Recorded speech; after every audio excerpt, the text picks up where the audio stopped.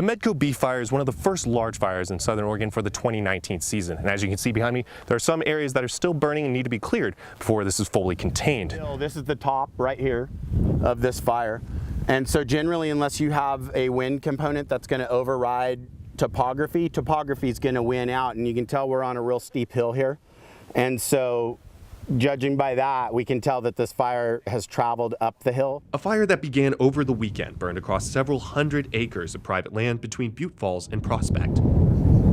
Now it's up to investigators to figure out how the Medco bee fire started. The very first thing is it really comes during the response to the fire. A fire supervisor with ODF, Bill Smith, has been investigating and figuring out how wildfires start for over a decade. There's many more here in the form of black stumps and sheltering of fuels and things like that, that if you got in your hands and knees, you could really tell. He says the most important thing is immediately preserving the origin, the area where the fire may have started. And then start reading indicators from there that will either confirm our thought that it did start there, or it'll tell us that we're looking in the wrong place. ODF investigators do know this fire started on what was a previously harvested area for lumber, a very susceptible spot. And just because we're on this hill, we've had the hot temperatures, the wind just kind of rips right through here.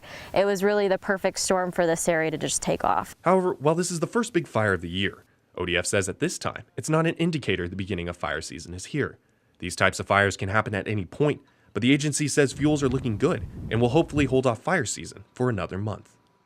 In Butte Falls, Miles Woodwichi, NBC5 News.